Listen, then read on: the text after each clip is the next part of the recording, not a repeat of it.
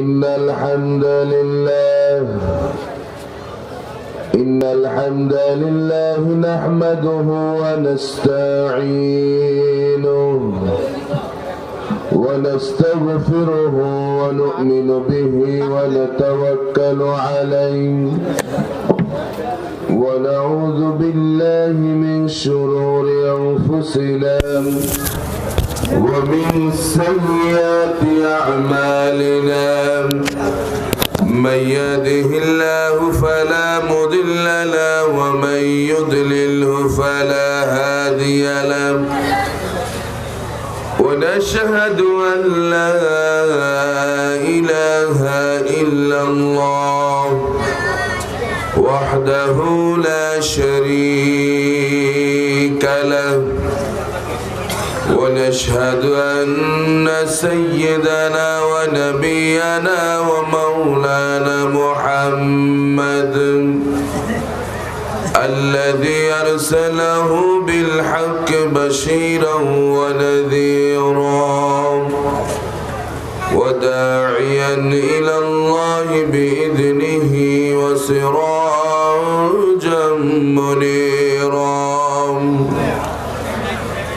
فقد قال الله تعالى في كلامه المجيد وفي فرقان الحميد أعوذ بالله من الشيطان الرجيم بسم الله الرحمن الرحيم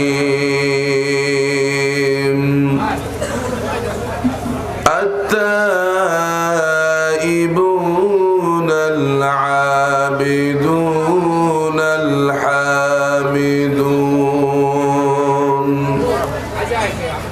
السائحون الراكعون الساجدون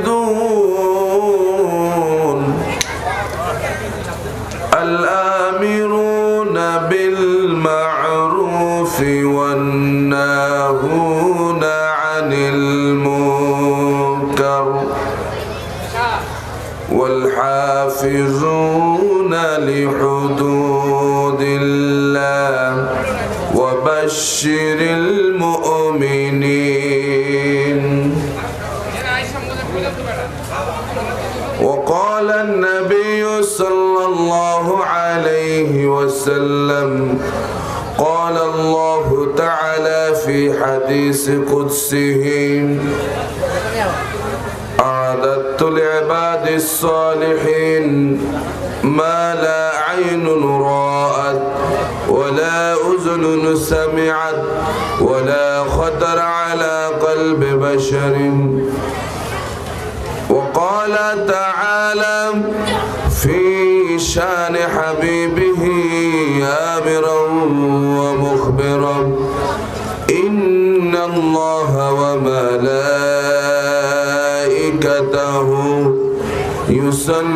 يصلون على النبي يا أيها الذين آمنوا صلوا عليه وسلموا تسليما. اللهم صل على سيدنا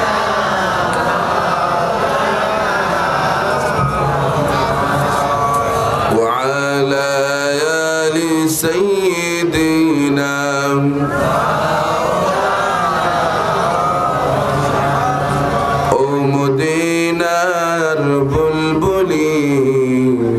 কেমনে তোমায় রই ভুলি দিন কাটে আর রাত কাটে তোর বেদনার ফুল তুলি কেমনে তোমায় রই ভুলি। আল্লাহুম্মা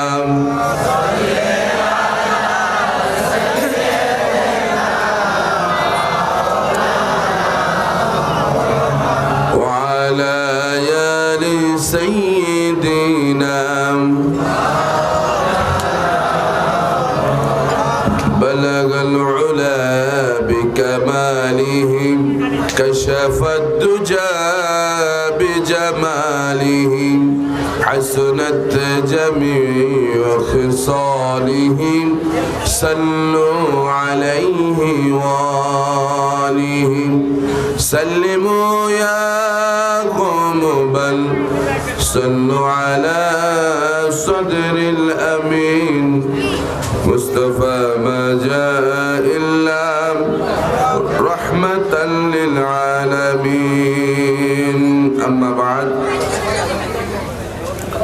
الحمد لله كفى والصلاة والسلام على حبيبه المصطفى আমরা সকলে মহব্বতের সহিত পড়ি সাল্লাল্লাহু আলাইহি ওয়াসাল্লাম।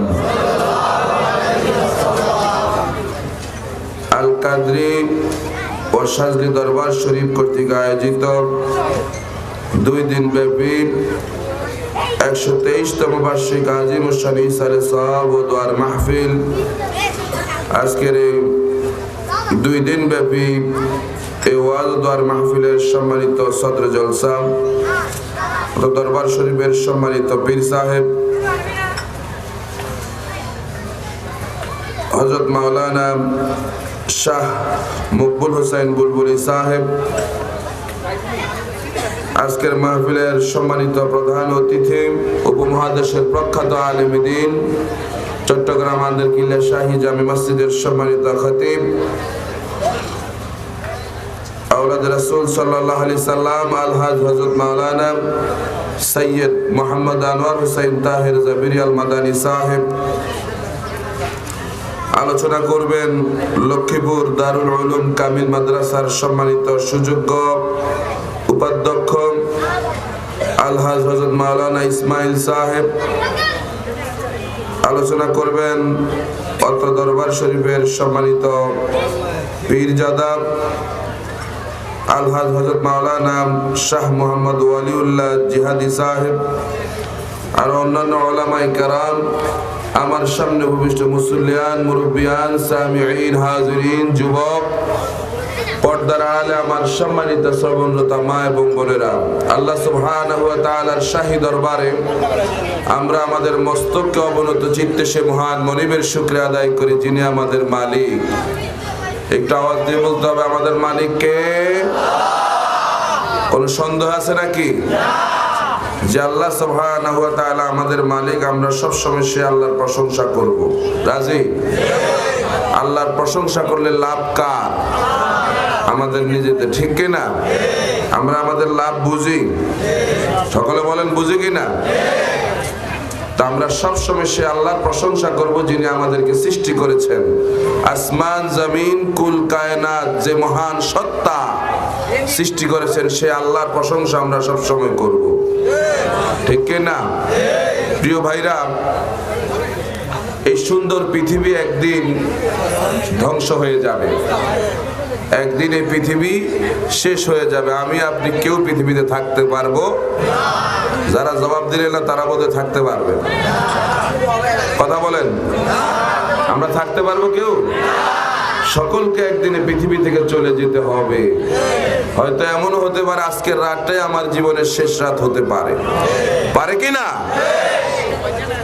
এই জন্যে এই দুনিয়ায় আমার আখিরাতের সামান এখান থেকে তৈরি করে যেতে হবে, জান্নাতের বন্দোবস্ত এখান থেকে করে যেতে হবে। আর না হলে বিপদ আছে না নাই? সে কঠিন বিপদ থেকে আমাদেরকে কেউ বাঁচাইতে,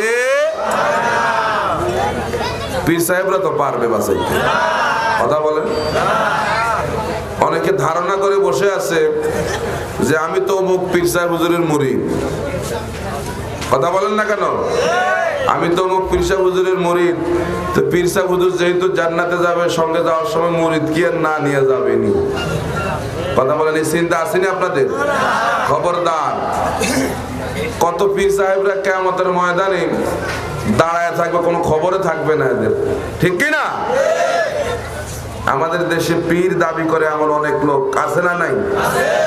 কিন্তু যাদের দরবারে কোরআনের কোনো কর্মসূচি নাই, যেখানে কোরআনের কর্মসূচি আছে, কোরআনের মাহফিল হয়, হয় কি না?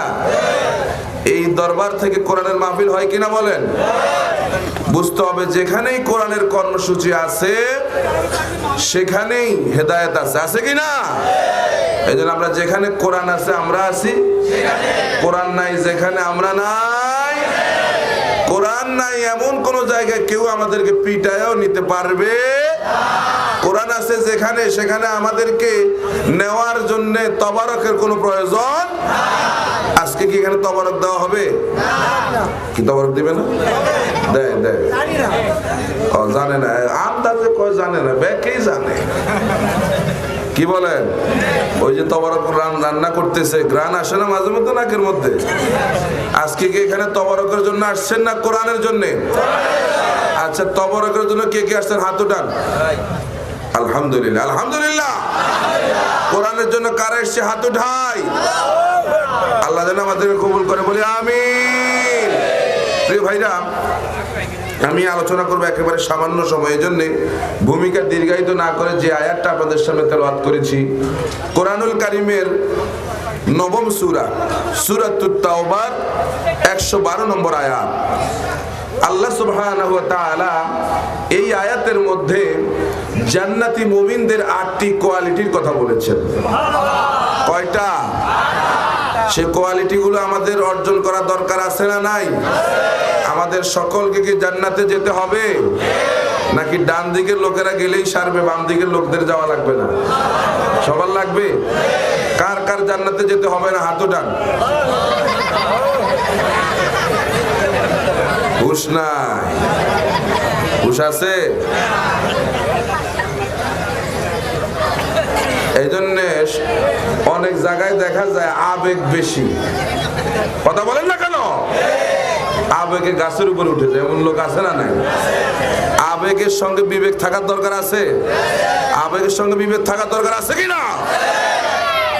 শুধু আবেগ দিয়ে ইসলাম চলে না, বিবেক দিয়ে ইসলাম চলে। এই জন্য সবসময় হুশ থাকা লাগবে মুসলমান। আজকে মুসলমানদের হুশ নাই, কোন দিকে যায় নিজেও টের পায় না।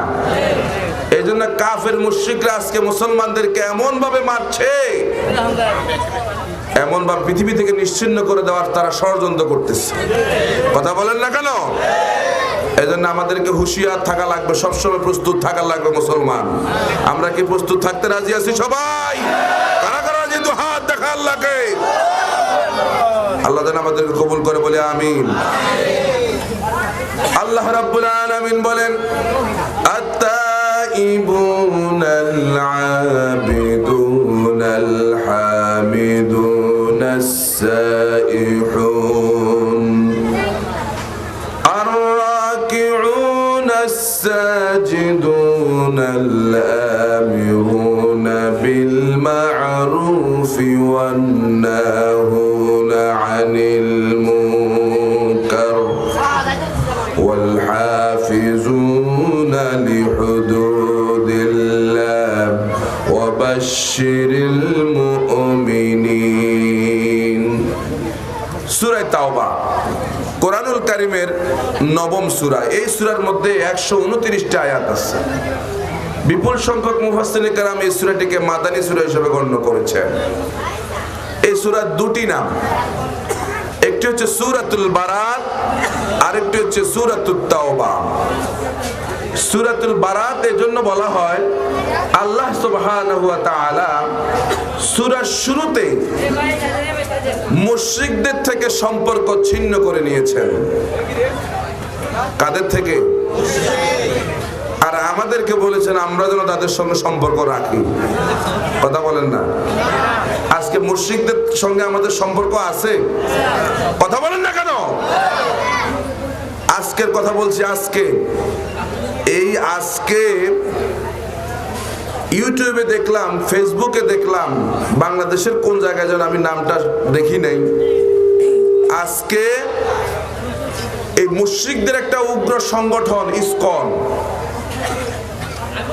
যারা কট্টরপন্থী মুশরিক এবং উগ্র সংগঠন, এই সংগঠনটা বাংলাদেশের কোন জায়গায় যেন মুসলমানদের একটা বাড়ি দখল করে সেখানে মন্দির বানাচ্ছে।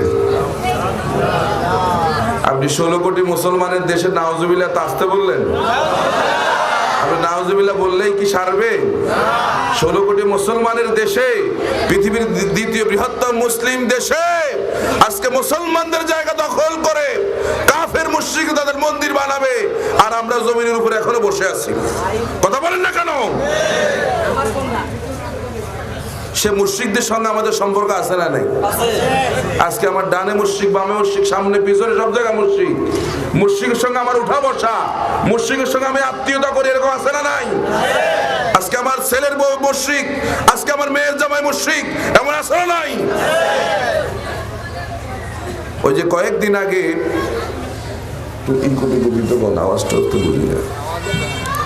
একটু কয়েকদিন আগে একজন দায়িত্বশীল ব্যক্তি তিনি বললেন,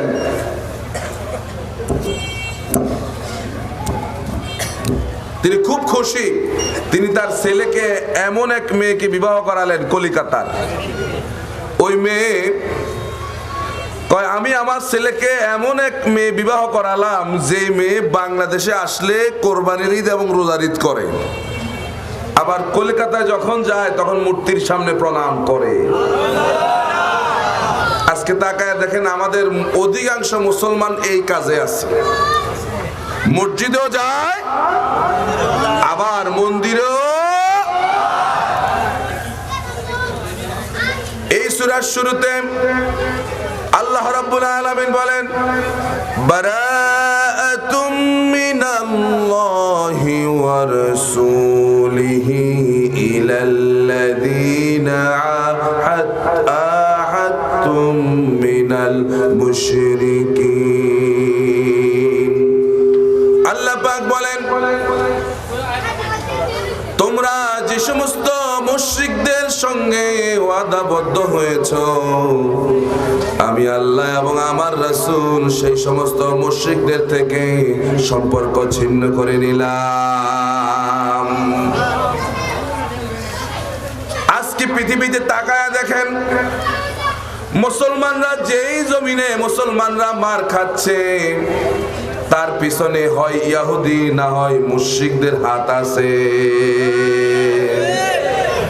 এজন্য আল্লাহ রাব্বুল আলামিন বলেন, লাতাজিদান্না আশাদ্দান নাসি আদাওয়াতান লিল্লাযীনা আমানুল ইয়াহুদা ওয়াল্লাযীনা আশরাকু।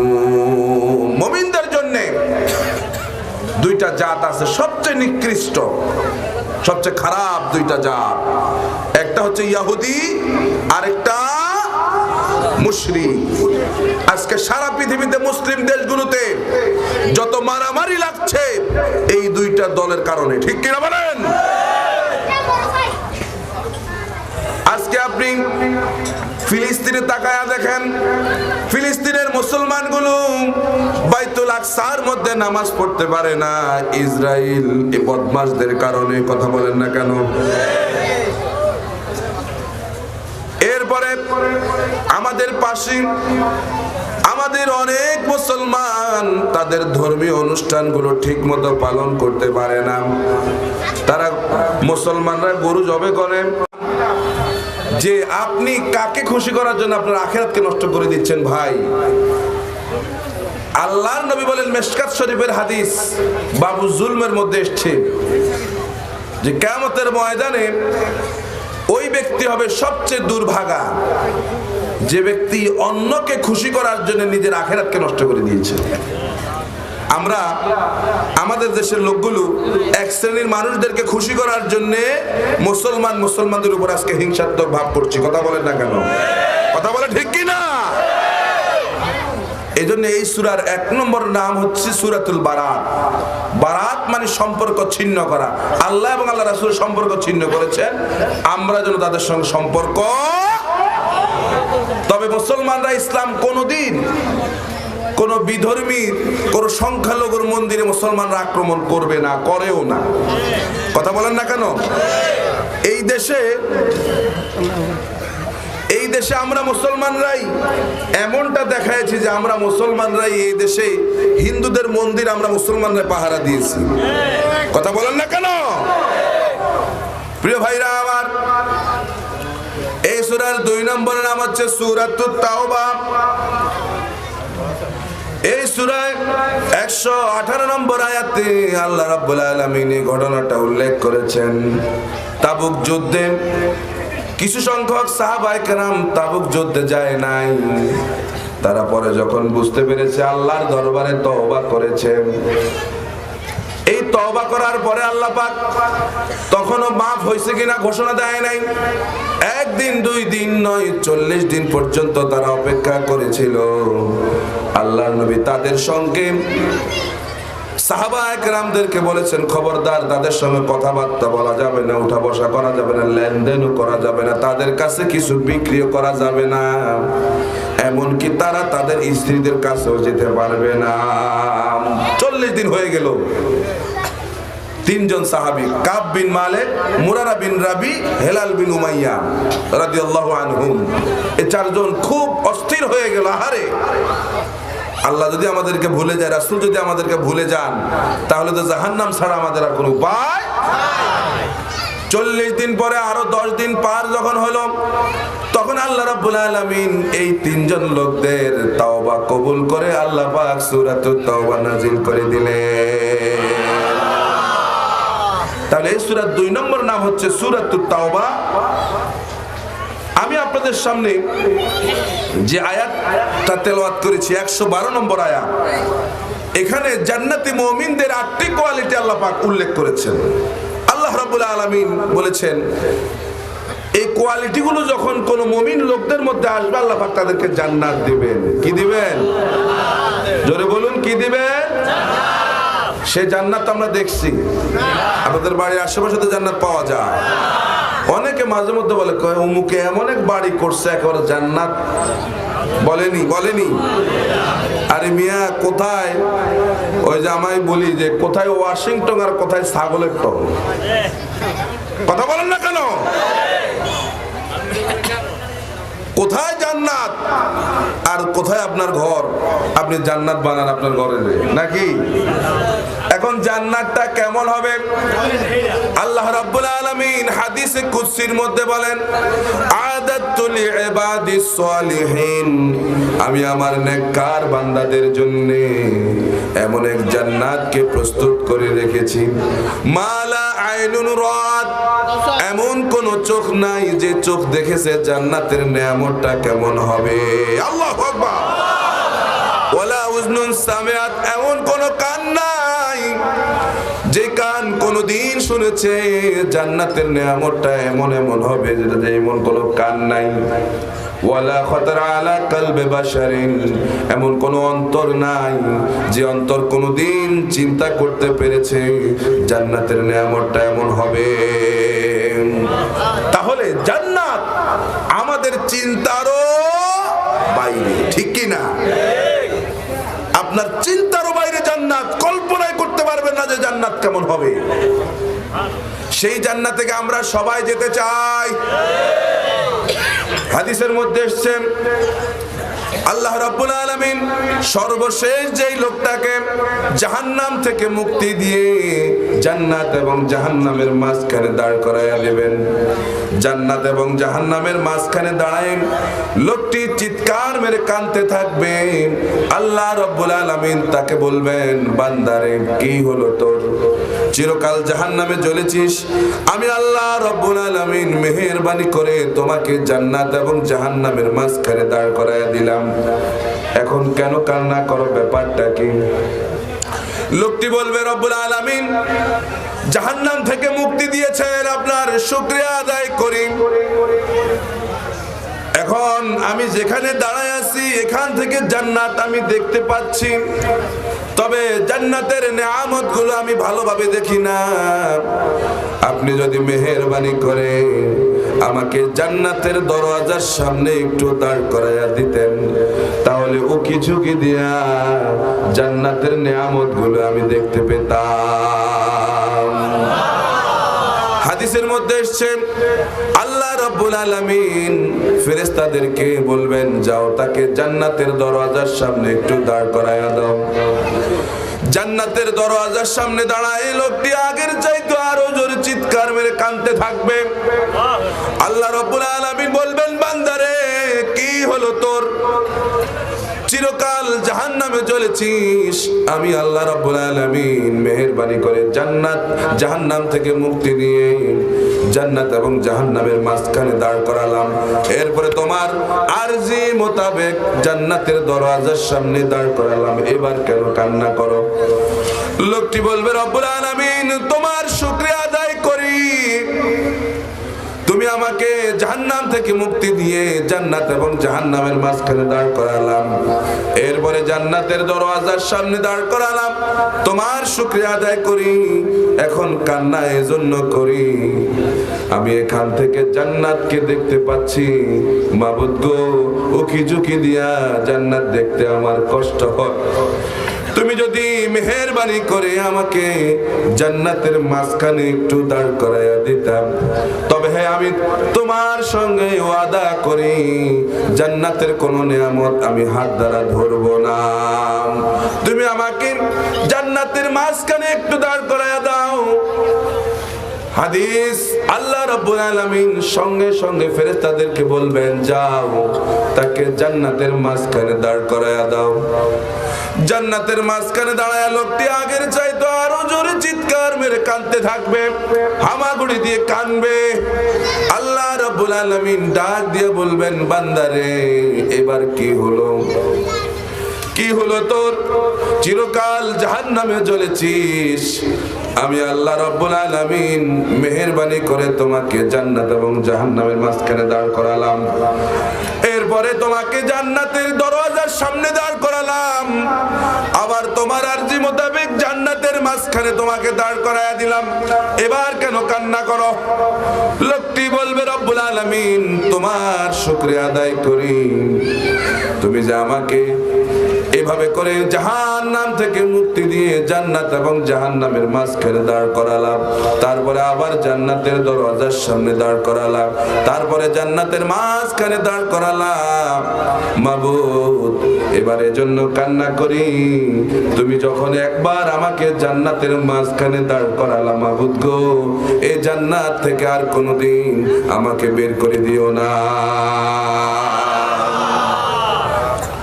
রব্বুল আলামিন বলবেন, বান্দারে আমার এই জান্নাত কি তোমার পছন্দ হয়েছে নাকি? লোকটি বলবে, রব্বুল আলামিন কলিজা ঠান্ডা হয়ে যায়, জান্নাত যে এত সুন্দর, জান্নাত যে এত নিয়ামতে ভরপূর্ণ কোনোদিন বুঝতে পারি নাই, টেরও পাই নাই। রব্বুল আলামিন বলবেন, বান্দারে আমি আমার নেককার বান্দাদের জন্য এমন একটা জান্নাত না, আমি আমার বান্দাদের জন্য এমন 10টা জান্নাত আমি রিজার্ভ করে রেখেছি। সেই চির সুখের জান্নাতে যেতে হলে দুনিয়ার সুখগুলোকে দুপা দিয়ে ঠেলে দিয়ে জান্নাতের জন্য প্রস্তুতি নিতে হবে, ঠিক কি না? আল্লাহ পাক বলেন, وسارعوا إلى مغفرة من ربكم وجنة عرضها السماوات والأرض أعدت للمتقين। আল্লাহ পাক বলেন, দৌড়াও আমার ক্ষমার দিকে, দৌড়াও আমার জান্নাতের দিকে দৌড়াও, তাহলে আল্লাহ রাব্বুল আলামিন তোমাদেরকে এমন এক জান্নাত দিবেন যে জান্নাতের বিশালতা আসমান এবং জমিনের চাইতেও বড়। আল্লাহু আকবার। অন্য আয়াতে আল্লাহ পাক বলেন, সাবিকু ইলা মাগফিরাতিম মির রাব্বিকুম ওয়া জান্নাতিন আরদুহা কাআরদিস সামাই ওয়াল আরদ। আল্লাহ পাক বলেন, তোমরা প্রতিযোগিতা করো, অর্থ কামায়ের প্রতিযোগিতা নয়, সম্পদ কামায়ের প্রতিযোগিতা নয়, ক্ষমতা অর্জনের প্রতিযোগিতা নয়। আজকে খেয়াল করে দেখেন গোটা পৃথিবীতে মানুষগুলো অর্থ কামায়ের প্রতিযোগিতা আছে না নাই? আপনার আছে 1 কোটি টাকা, আরো 1 কোটি টাকা দরকার এমন আছে না নাই? আপনার বাড়ি আছে একটা, আরো একটা বাড়ি লাগে এমন লোক আছে না নাই? আল্লাহ পাক বলেন, খবরদার বান্দারা, আল্লাহ কুমুত তাকাসুর হাত্তা যুরতুমুল মাকাবির। আল্লাহ পাক বলেন দুনিয়ার মানুষেরা এমন অবস্থা হয়ে গেছে, দুনিয়া কামায়, অর্থ কামায়, সম্পদ কামায়, ক্ষমতা কামায়, এই কামাই তাদেরকে গাফেল করে দিয়েছে। এক পা কবরে চলে গেছে, তারপরে এগুলা চিন্তা ছেড়ে দেয় না, ঠিক কি না? আল্লাহ পাক বলেন তোমরা প্রতিযোগিতা করো, আমার ক্ষমার প্রতিযোগিতা করো, তাহলে আল্লাহ রাব্বুল আলামিন তোমাদেরকে এমন এক জান্নাত দেবেন যে জান্নাতের বিশালতা আসমান এবং জমিনের চাইতেও বড়। প্রিয় ভাইরা আমার, সেই জান্নাতে আমাদের সকলকে যেতে হবে। এই জান্নাতে যাওয়ার জন্য সাহাবায়ে কেরাম নিজেদের জীবন পর্যন্ত উৎসর্গ করেছেন, ঠিক কিনা বলেন? আল্লাহর নবী বদরের যুদ্ধের ঘটনা বলছিলাম। আল্লাহর নবী চিন্তিত, বদরের মুসলমানরা সবেমাত্র মুসলমান হলো, নতুন মুসলমান, এই মুসলমানদেরকে জিহাদের কথা কিভাবে বলবেন চিন্তায় পড়ে গেছেন। আল্লাহর নবী খুতবা দিচ্ছেন, আর তিনি খুতবার শুরুতে বললেন, খুতবার এক ফাঁকে আল্লাহর নবী বললেন কুমু ইলা জান্নাতি আরদুহাস সামাওয়াতি ওয়াল আরদু উইদ্দাত লিল মুত্তাকিন। এ আমার সাহাবীরা শোনো, কুমু ইলাল জান্নাহ, তোমরা আমার সঙ্গে এমন এক জান্নাতের দিকে চলো, আরদুহাস সামাওয়াতি ওয়াল আরদু, যে জান্নাতের বিশালতা আসমান এবং জমিনের চাইতেও বড়, উইদ্দাত লিল মুত্তাকিন, সে জান্নাতটা আল্লাহ পাক প্রস্তুত করে রেখেছেন মুত্তাকিদের জন্য।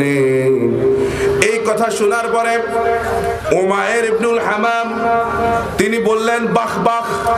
কি বললেন? বাহ বাহ। হাযিহি লুগাতুল মুহাল্লিয়া, এটা আরবদের একটা আঞ্চলিক শব্দ। মুহাদ্দিসিনে কেরাম বলেন আয় আযামাহু আয় আহসানাহু, কি সুন্দর কথা, কি আশ্চর্য ধরনের কথা। আমরা কোন আশ্চর্যজনিত কোন কথা শুনলে বলি বাহ বাহ, ঠিক কিনা? বলি কিনা? বাহ বাহ, কি সুন্দর কথা। ও নবী, আপনি এত সুন্দর কথা বলেছেন, এমন এক জান্নাতের কথা আমাদেরকে বলতেছেন যে জান্নাতের বিশালতা আসমান এবং জমিনের চাইতে বড়, বাহ বাহ। আল্লাহর নবী বললেন লিমা তুবাহবিক, কেন তুমি আশ্চর্যজনিত হলাম? উমাইর ইবনুল হামাম তিনি বললেন, ওগো নবী, আপনি যে জান্নাতের কথা বলেছেন, আরজু আন আকুনা মিন আহলিহা, আমি আশা করি আমি সেই জান্নাতের একজন অধিবাসী হব। সুবহানাল্লাহ। এবং জান্নাতের আশা থাকতে হবে সকলের মনের মধ্যে, ঠিক কি না? আল ঈমানু বাইনাল খাউফি ওয়ার রাজাম, ঈমান হচ্ছে ভয় এবং আশার মধ্যে, ঠিক কি না বলেন? হযরত ওমর বলেন, হযরত ওমর ফারুক রাদিয়াল্লাহু তাআলা আনহু তিনি মনে মনে চিন্তা করেন, যদি সারা পৃথিবীর মানুষগুলোকে যদি আল্লাহ রাব্বুল আলামিন জান্নাতে নেয়, যদি একজন লোক জাহান্নামী হয়, না জানি আমি ওমর সেই কাতারে পড়ে যাই নাকি। এটা হচ্ছে ভয়। আবার ওমর এমন আশাও করতেন, সারা পৃথিবীর মানুষগুলোকে সব যদি জাহান্নামে না হয়, একটা লোককে যদি জান্নাতে না হয়, সেই ওমরটা হয়তো আমি হব। এটা হলো আশা, ঠিক কিনা বলেন? এটা কি? আশা। এজন্য ঈমান, ভয় এবং আশা দুইটার মধ্যে থাকতে হবে, ঠিক কিনা? প্রিয় ভাইরা আমার, হযরত ওমর ইবনুল হামাম তিনি বলেন আরজু আন আকুনা মিন আহলিহা, ওগো আল্লাহর নবী, আপনি যে জান্নাতের কথা বলেছেন, আমি আশা করছি আমি সেই জান্নাতের একজন অধিবাসী হব। ক্বালান নবী সাল্লাল্লাহু আলাইহি সাল্লাম, আল্লাহর নবী বলেন, ওগো উমাইর, তোমার যখন এই চিন্তা, এই চেতনা, এই ধারণা যখন তোমার, আমি নবী বলছি ফা ইন্নাকা মিন আহলিহা, আমি আল্লাহর নবী সাক্ষ্য দিচ্ছি তুমি সেই জান্নাতের একজন অধিবাসী। এরপরে উমাইর তার থলির মধ্যে থেকে, ব্যাগের মধ্যে থেকে খেজুরগুলো বের করলেন। ও আমার ভাইরা, এই হাদিসটা আমি যখন পড়ছি তখন আমার মনে হলো আমাদের মাহফিলগুলোতেও আমরা মাঝে মধ্যে বাদাম খাই। বাদাম খাই কিনা বলেন? সেই জামানায় বাদাম ছিল কিনা জানি না, যদি বাদাম থাকতো তাহলে সাহাবীরা বাদামই খেত।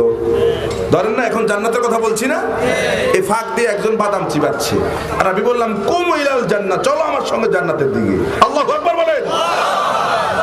মনে করেন আল্লাহর নবী যদি এখন থাকতেন, তিনি এই কথাটাই বলতেন, কুমু ইলাল জান্নাহ, আল্লাহর নবী তখন বললেন, সাহাবায়ে কেরামদেরকে বললেন, ইলাল জান্নাহ, জান্নাতের দিকে চলো।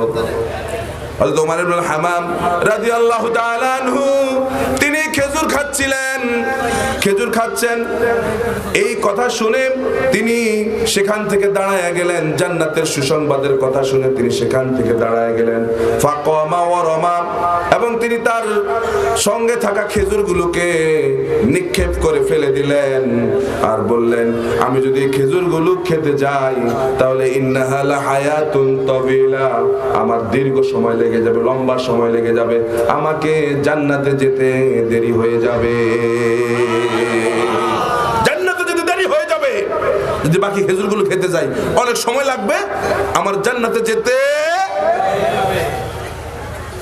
তবে পরিস্থিতি আলাদা, তখনকার পরিস্থিতি আর এখনকার পরিস্থিতি আলাদা কিনা বলেন? হযরত ওমর আল্লাহর নবীর মুখে কথা শুনে সঙ্গে সঙ্গে খেজুরগুলো ফেলে দিয়েছে। আর আমি যদি এখন হাজারো বলি, আপনারা কি বাদাম ফেলবেন নাকি? কথা বলেন না কেন? বাদাম ফেলবেন না? হুজুর বাগে আগে খায়া লই, তারপরে চিন্তা করবো কোন দিকে যাবো। কথা বলেন না কেন? আগে বাদামটা শেষ করে তারপরে কোন দিকে যাবো। কিন্তু ওমর সঙ্গে সঙ্গে খেজুর ফেলে দিলেন। এরপরে তিনি জিহাদের ময়দানে নেমে গেলেন, বদরের প্রান্তরে। অনেকগুলো কাফের মুশরিককে হযরত উমাইর দুনিয়া থেকে জনমের মতো বিদায় করে দিয়ে হযরত উমাইর তিনি নিজেও শাহাদাত বরণ করেছেন। আল্লাহু আকবার। আল্লাহর নবী বদরের শহীদদেরকে দেখবার জন্য জিহাদের প্রান্তরে যখন গেলেন, হযরত ওমর ইবনে হামামের চেহারা যখন আল্লাহর নবী দেখলেন, তিনি বললেন, ওগো উমাইর, ইন্নাকা মিন আহলিহা, তুমি যে জান্নাতের আশায় হাতের খেজুরগুলো শেষ করতে পারলে না, আমি আল্লাহর নবী সাক্ষ্য দিচ্ছি তুমি সেই জান্নাতের একজন অধিবাসী। সেই জান্নাতে আমরা সবাই যেতে চাই। কয়েকজন গেলেই তো সারবে নাকি? আপনার বাবা গেলে সারবে, আপনি যেতে হবে না? সবাই যাওয়া লাগবে, যাওয়াই লাগবে। কারণ জান্নাতে না গেলে আপনি জাহান্নামে যাওয়া লাগবে, ঠিক কিনা? তাহলে আমাদেরকে যত কিছুর বিনিময় হোক দুনিয়া থেকে জান্নাত ঠিক করে যেতে হবে, নাকি কবরে যায় সেখান থেকে ঠিক করবেন? এই দুনিয়া থাকাকালীন জান্নাতের সামান আমাকে রেডি করতে হবে। কথা বলেন না কেন? সেই জান্নাতি মুমিনদের কোয়ালিটি হচ্ছে 8টা। কয়টা? জোরে বলুন, কয়টা? আরো জোরে। ও, এখনো তো নির্বাচন আছে না? নির্বাচন তো বোধহয় শেষ হয়ে গেছে, শেষ হয়ে গেছে। ও, এই জন্য আওয়াজ থামে গেছে। হ্যাঁ, নির্বাচনও শেষ, আওয়াজও, চাও শেষ, এই জন্য আওয়াজ থামে গেছে। আজকে কি একটু ঠান্ডা ঠান্ডা মনে হয় নাকি? এই ময়দান তো ঠান্ডা ময়দান না। তো জান্নাতি মুমিনদের কোয়ালিটি হচ্ছে 8টা। 1 নম্বরে আত্তাইবুন। 1 নম্বরে কি?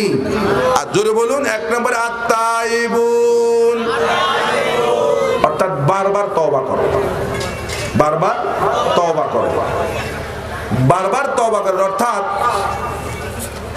মুমিন বান্দারা যারা জান্নাতি হবে, এরা যদি কোনো ভুল করে, কোনো অপরাধ করে, কোনো পাপ করে, সঙ্গে সঙ্গে তাওবা করে, ঠিক কি না? প্রিয় ভাইরা আমার, আল্লাহর নবী দৈনিক 70 বার আল্লাহর নবী তওবা করতেন। মা তাকাদ্দামা মিন যামবিহি ওয়া মা তাআখারা। আল্লাহর নবীর সামনে কোনো গুনাহ নাই, পিছনে কোনো গুনাহ নাই। আল্লাহ রাব্বুল আলামিন সব মাফ করে দিয়েছেন, গুনাহই নাই, মাফ করবেন কি? অথচ খেয়াল করে দেখেন, আল্লাহর নবী দৈনিক 70 বার তওবা করতেন। আমরা তওবা করি কয়বার দৈনিক? কথা বলেন, দৈনিক কয়বার তওবা করি আমরা? সকলে বলতে হবে, কয়বার তওবা করেন? একবারও করি না। এমন অনেক মুসলমান আছে তওবা যে করা লাগবে সেটাই জানেই না। প্রিয় ভাইরা আমার, প্রতিদিন ঘুমানোর আগে অবশ্যই আপনাকে তওবা করে ঘুমানো লাগবে। হয়তো এই রাতটা আপনার জীবনের শেষ রাত হয়ে যেতে পারে।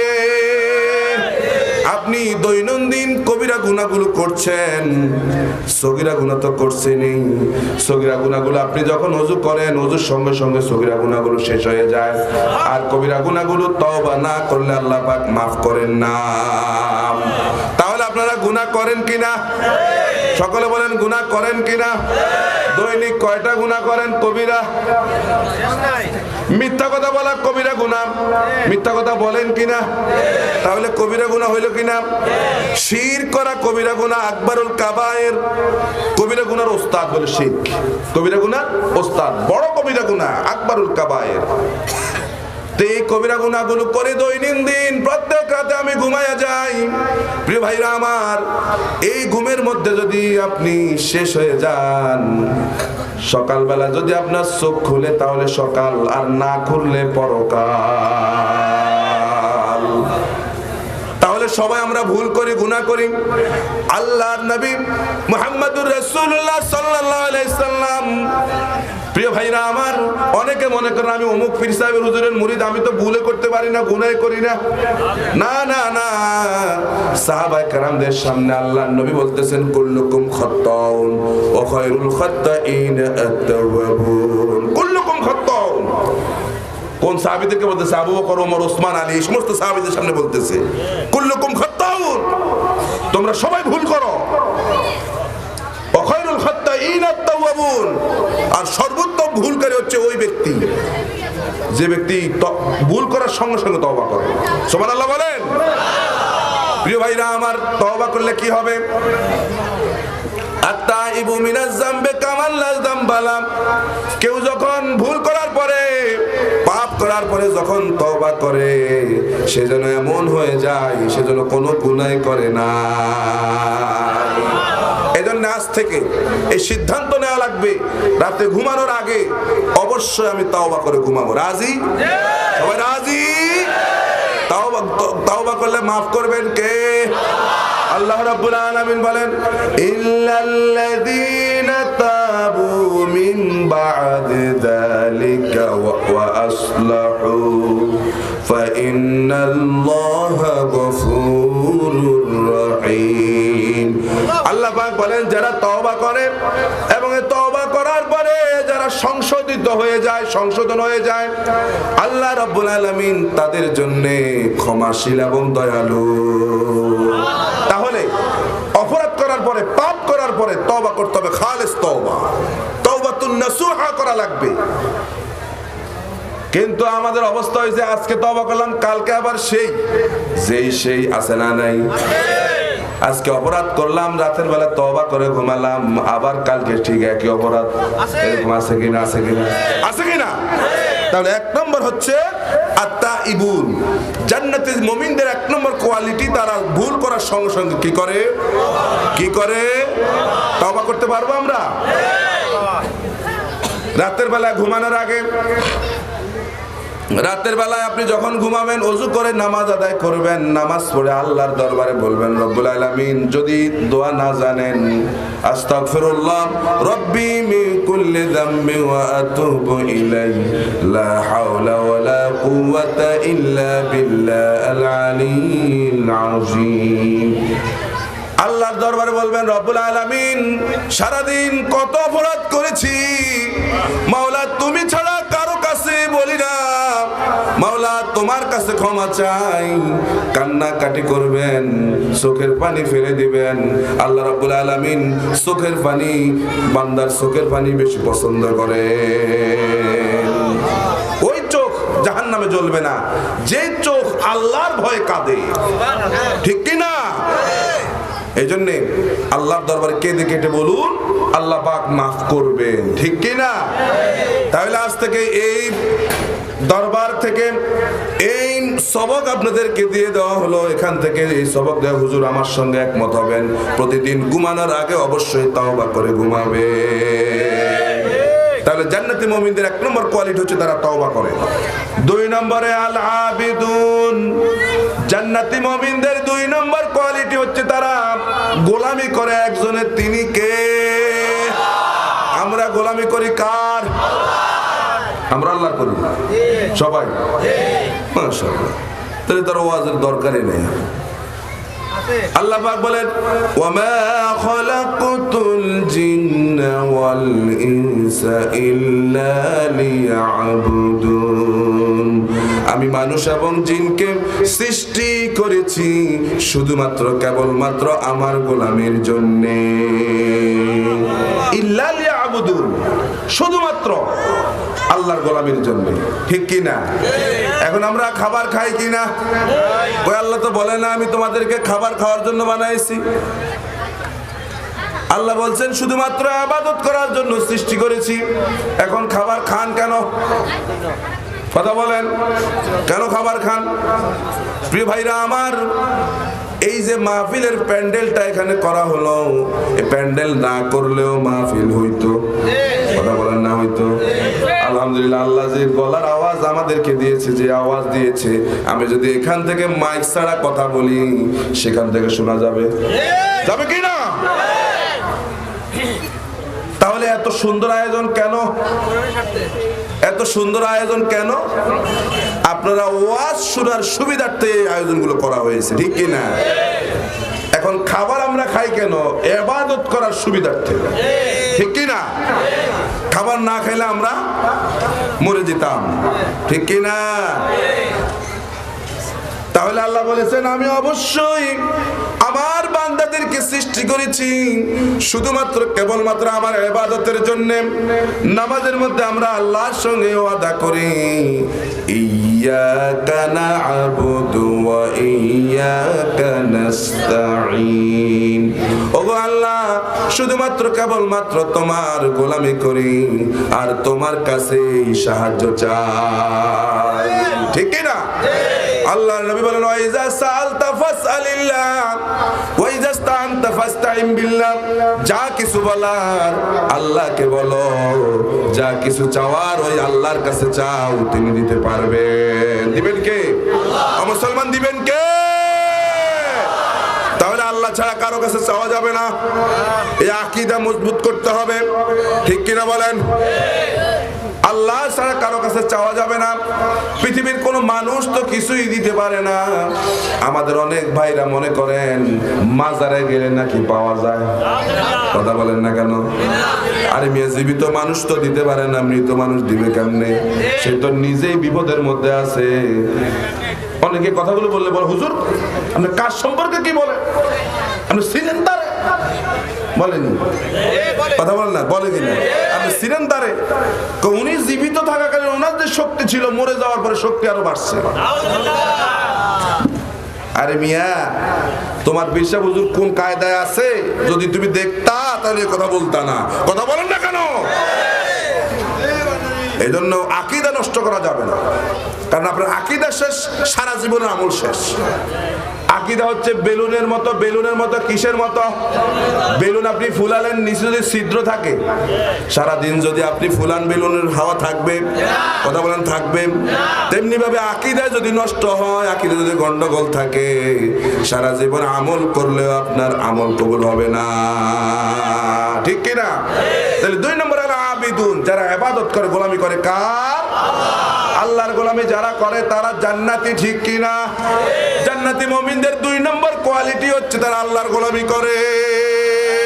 এজন্য আজ থেকে এখানে সিদ্ধান্ত নেওয়া লাগবে, দুনিয়ায় যতদিন বাঁচি কোনো নেতার গোলামি নয়, কোনো পীরের গোলামি নয়, কারো গোলামি নয়, গোলামি চলবে একজনের। তিনি কে?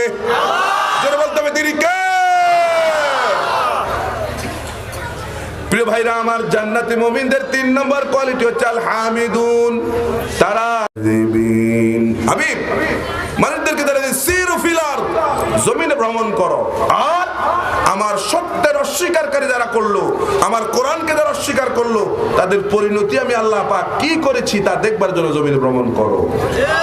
তাহলে জান্নাতি মুমিনদের 4 নম্বর কোয়ালিটি হচ্ছে তারা জমিনে ভ্রমণ করে। আল্লাহর সত্যের অস্বীকারী যারা আছে তাদের পরিণতি কি হয়েছে তা দেখবার জন্য। এরপরে 5 নম্বর জান্নাতি মুমিনদের কোয়ালিটি হচ্ছে আর রাকিউন সাজিদুন। এই জান্নাতি মুমিনগুলো রুকু সিজদা করে, অর্থাৎ তারা নামাজ প্রতিষ্ঠিত করে কার জন্য? নামাজ পড়ে কার জন্য? নামাজ প্রতিষ্ঠিত করে কার জন্য? প্রিয় ভাইরা আমার, আমাদের সমাজে নামাজ পড়া আছে কিন্তু প্রতিষ্ঠিত। এই জন্যে অনেক বেনামাজি এমন আছেন যারা সমাজের দায়িত্ব পান, যে লোকটা আল্লাহর হক আদায় করে না, এই লোকটা কোনোদিন মানুষেরও হক আদায় করে না, ঠিক কিনা? এই জন্য বেনমাজি যদি নেতা হয়, বেনমাজি যদি এলাকার চেয়ারম্যান মেম্বার হয়, জনগণের সম্পদ সরকার, আমাদের সরকারের সৎ ইচ্ছার কোনো কমতি নাই। সরকার প্রত্যেক জনগণের খবর রাখেন, সবার জন্য মাথা পিছু সাহায্য পাঠান কিনা বলেন। কিন্তু বড় ফকির যারা, তারা আগে নিজেরা খেয়ায়, নিজেদের পেট ভরে, তারপরে যদি থাকে তার জনগণকে দেয়। এমন আজব পেট তাদের, এই পেটে রাস্তা কালবার সবকিছু হজম হয়। কথা বলেন না কেন? রড সিমেন্ট রড হজম হয় কিনা বলেন? আমাদের দেশে এগুলা নাই। এটা এই এলাকার কথা বলি না, বিভিন্ন জায়গায় তো আমরা যাই, লোকেরা বলে হুজুর এলাকার চেয়ারম্যান, এমন পেট রড পর্যন্ত তাদের পেটের মধ্যে হজম হয়ে যায়। এই জন্য নামাজি নেতৃত্ব লাগবে সমাজের। কি নেতৃত্ব লাগবে? নামাজি। যারা নামাজ পড়ে, যারা আল্লাহর হক আদায় করে, অবশ্যই সে জনগণের হক আদায় করবে। কথা বলেন না কেন? জান্নাতি মুমিনদের 5 নম্বর কোয়ালিটি হচ্ছে তারা নামাজ আদায় করে, নামাজ প্রতিষ্ঠিত।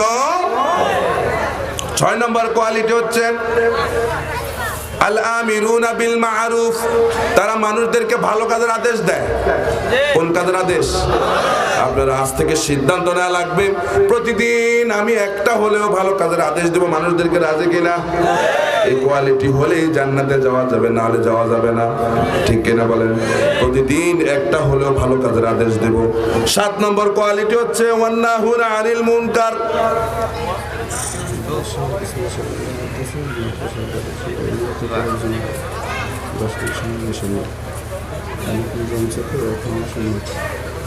আমি তো শুনি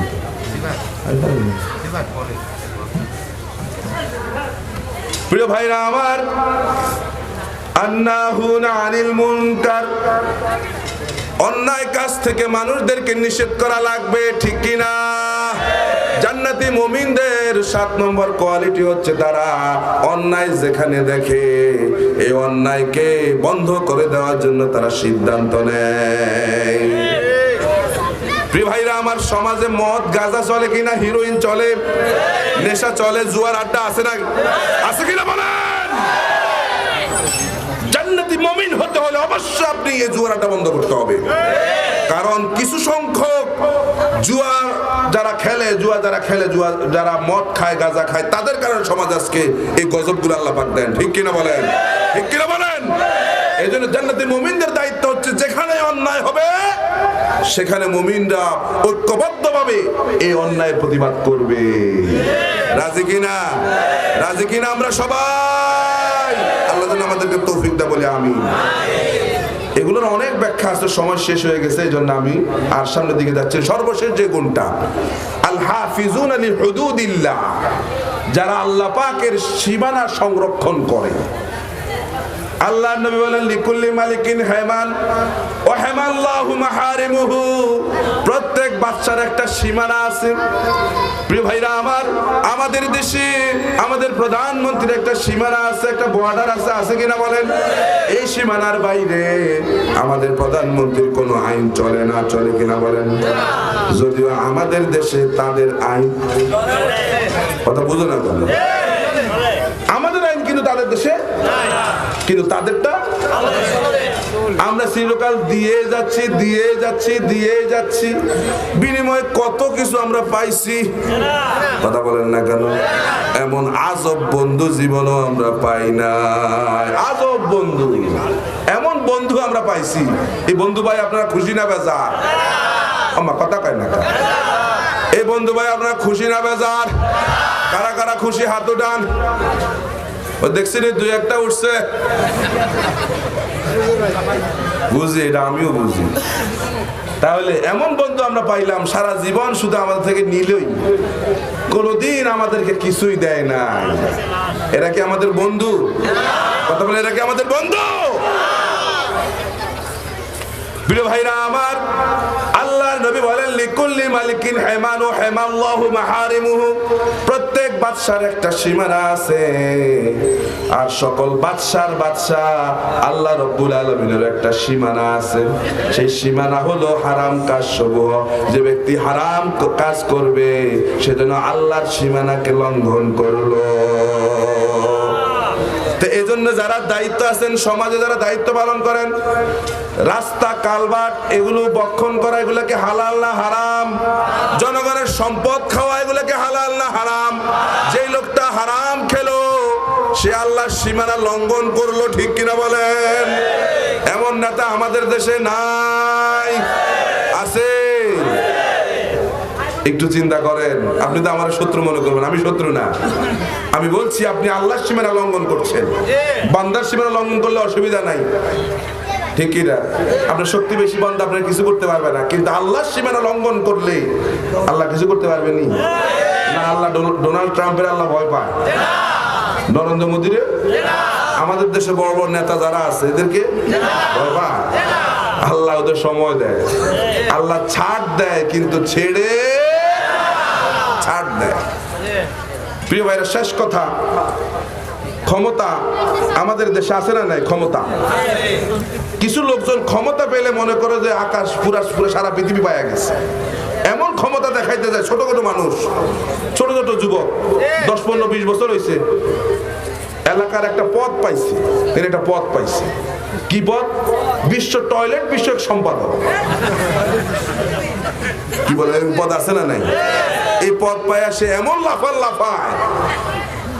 আমি এগুলো আপনাদের জন্য বলছি। ছোট্ট ছোট্ট বাচ্চা দেখুন, নেতা, ক্ষমতা আছে তার, এদের কারণে সমাজে হাঁটা যায় না। মুরব্বী মানে না, উস্তাদ মানে না, কেউ মানে না, কোনো হুজুর মানে না, সে নেতা। কথা বলেন না কেন? এরকম ক্ষমতা করবেন না। ওই যে এক স্বামী তার স্ত্রীকে সবসময় বলতেছে, আমার কি ক্ষমতা আছে জানো নাকি? বা আমার ক্ষমতা আছে। তোমার ক্ষমতা আছে, কতদিন যাবত ক্ষমতা বলো, কই কোনোদিন তো ক্ষমতা দেখাইতে পারলা না। ওই স্বামী হলো আবার রেল লাইনের গেটম্যান। কি ম্যান? রেল লাইনের গেটম্যান। ক্ষমতা দেখায়, আজকে তোমার ক্ষমতা দেখাবো। বউরে সাজায় গোছায় নিয়ে গেল, রেল লাইনের মধ্যে যায়, সেখানে দাঁড়ালো, ক্ষমতা দেখাবে। এই চিন্তা করে রেল টেল আসতেছে না, সে ডান পাশে এবং বাম পাশে দুই পাশে বাঁশ নামায়া দিছে, হাজার হাজার গাড়ি সব দাঁড়ায় গেল, কিন্তু কোন রেল আসতেছে না। এখন বউরে কয়, দেখছো নি ক্ষমতা কি? এখন রেল নাই, অথচ সব গাড়ি আমার কারণে সব দাঁড়ায় গেছে, আমার ক্ষমতার কারণে। এমন সময় ঢাকা চট্টগ্রামের রেল আসতেছে, যেটা কোথাও থামে না। এইবার স্বামী চিন্তা করলো, বউরে ক্ষমতা দেখাবার উপযুক্ত সময় আসছে। বউরে বললে, এই যে ট্রেনটা আসতেছে এটা কোথাও থামে না, তবে আমি তোমার ক্ষমতা দেখাবো, আমার ক্ষমতা কদ্দূর। এই বলে লাল ফ্ল্যাগ যখন উড়ানো শুরু করলো, ট্রেন থেমে গেছে। রেলগাড়ির ড্রাইভার এসে স্টেশন মাস্টারকে বলল, ব্যাপার কি, রাস্তাঘাটে কোনো সমস্যা আছে নাকি? কয় না, সমস্যা নাই। কোন জায়গা দিয়ে রাস্তা কি ভেঙে গেছে নাকি? কয় না। তাইলে ট্রেন কেন থামালাম? আমি আমার ক্ষমতা দেখাইছি। কি দেখাইছি? ক্ষমতা। এবার ড্রাইভার বলতেছে, বেয়াদব, এই ট্রেনে কত ভিআইপি লোক আছে, কত অসুস্থ লোক আছে, তুমি এখানে ট্রেন থামালা। ঠাস করে দিছে এক থাপ্পড়। থাপ্পড় দিয়ে সেই শীত হয়ে পড়ছে। কার ক্ষমতা দেখায়? এরপরে ট্রেন যখন চলে গেল, বউ বলতেছে, ওগো স্বামী, তোমার ক্ষমতা বুঝলাম, এতক্ষণ যাবত তোমার ক্ষমতা দেখলাম, কত ক্ষমতা তোমার, ওই শেষে তোমারে থাপ্পড় দিল কেন এটা তো বুঝি নাই। আমার ক্ষমতা আমি দেখাইছি, আর তার ক্ষমতা সে দেখাইছে। এমন ক্ষমতা আছে না নাই সমাজে? এই ক্ষমতা থাকবে না, মুসলমান ক্ষমতা থাকবে না। এই চেয়ারে যখন বসছি, উঠা লাগবে কিনা? ওই যে টিকিট চলে আসছে, উঠতে হবে, কারণ এই চেয়ারের মালিক কে? আমাদের কিছু লোকজন আছে, একবার চেয়ারে যখন বসে আর উঠতে চায় না। কথা বলেন, মনে হয় যেন 20 বছরের ডাল চেল একসাথে নিয়ে বসে। কি বলেন, ঠিক কিনা? এই ক্ষমতা কার? তাই আসুন আমরা আমাদের নিজেদেরকে সংশোধন করে নিই। একটা সুন্দর সমাজের স্বপ্ন আমরা দেখছি, একটা সুন্দর সমাজ আমরা প্রতিষ্ঠিত করি। আমাদেরকে দুনিয়া থেকে যাওয়া লাগবে, যাওয়ার আগে যেন জান্নাতটা দুনিয়া থেকে ঠিক করে দিতে পারি। ঠিক কিনা বলেন? আল্লাহ যেন আমাদেরকে কবুল করে, বলে আমিন। আপনাদেরকে কষ্ট দেওয়ার জন্য দুঃখ প্রকাশ করছি। আকুলু কাউলি হাযা ওয়া আস্তাগফিরুল্লাহ লি ওয়া লাকুম ওয়া লিসাইরিল মুসলিমিনা মিন কুল্লি যামবিন ফাস্তাগফিরুহু ইন্নাহু আত-তাওয়াবুর রহিম। আসসালামু আলাইকুম ওয়া রাহমাতুল্লাহ।